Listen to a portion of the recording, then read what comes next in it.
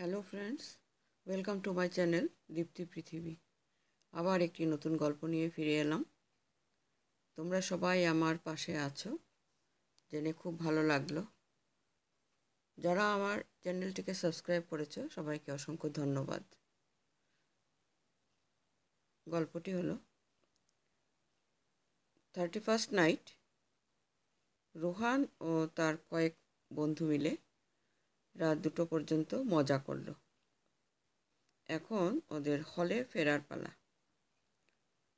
তারা মানুষ 7জন, কিন্তু রিক্সা পেল 2টো। 2 রিক্সায় না হয় 6জন হলো, কিন্তু রোহান ও বাড়ি কী করে যাবে? ফ্রেন্ডরা তাকে বলল, চল রোহান, এক রিক্সায় 4জন উঠে পড়ি। রোহান বলল, না রে, তোরা যা, আমি আসতে পারবো। চারদিক নিস্তব্ধতা। খুব দূরে একটা কুকুর মতন কিছু দাঁড়িয়ে আছে। খোলা আকাশের নিচে অন্ধকারকে সাথী করে হাঁটছিল রোহান। একাই হাঁটছিল। হঠাৎ একটা রিক্সা দেখতে পেল। ভাই, হলে যাবেন? জি জামু। কত? 10 টাকা দিয়েন। রিক্সাওয়ালার সাথে কথা বলল। রোহান আকাশ থেকে পড়ল। এত রাত, কোনো রিক্সা নেই, তবুও 20 টাকার জায়গায় 10 টাকা রিক্সা ভাড়া চাইল। যাই হোক, রিক্সায় চড়ে বসল রোহান। এই শুনশান নীরবতার মধ্যে শুধু রোহান আর রিক্সাওয়ালা। গোরস্থানের সামনে দিয়ে যাওয়ার সময়ই রোহান কেমন যেন আটকে উঠল।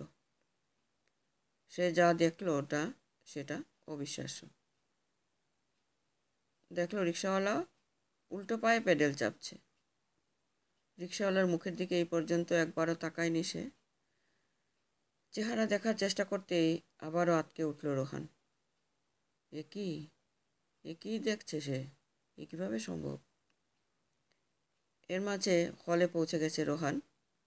টাকাটা দিয়ে দ্রুত কেটে পড়ল। রিক্সাওয়ালার দিকে আরেকবার তাকানোর সাহস হলো না। তাকালে হয়তো দেখতো তাকে কেমন একটা লোভী চোখে দেখছে রিক্সাওয়ালাটা। রুমে গিয়ে সাকিবকে সব ঘটনা খুলে বলল রোহান। সান্ত্বনার সুরে সাকিব বলল, তুই বরঞ্চ আজ রাতটা আমার রুমে থেকে যা।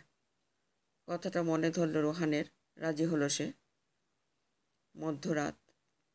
রোহান সাকিব দুজনেই ঘুমোচ্ছে। এর মাঝে কে যেন রোহানের গায়ে আঁচড় কাটল। চমকে উঠে জেগে গেল রোহান। ভীতস্বরে বলল, সাকিব, মাঝরাতে দুষ্টুমি করিস না তো।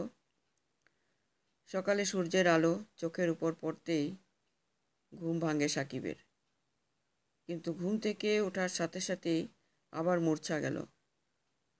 বেলা 10টা। সাকিবের রুমের সামনে অগণিত ছাত্রের ভিড়। সাকিবের রুমে রোহানের ছিন্ন বিচ্ছিন্ন লাশ ঝুলছে, আর রোহানের কাটা মুন্ডুটা সাকিবের টেবিলের উপর রাখা। কেউ জানে না রোহানের মৃত্যুটা কিভাবে হলো। কাটা মুন্ডুটার দিকে অপলক দৃষ্টিতে তাকিয়ে আছে সাকিব। অনেক দিনের বন্ধু ওরা, অনেক দিনের। নমস্কার।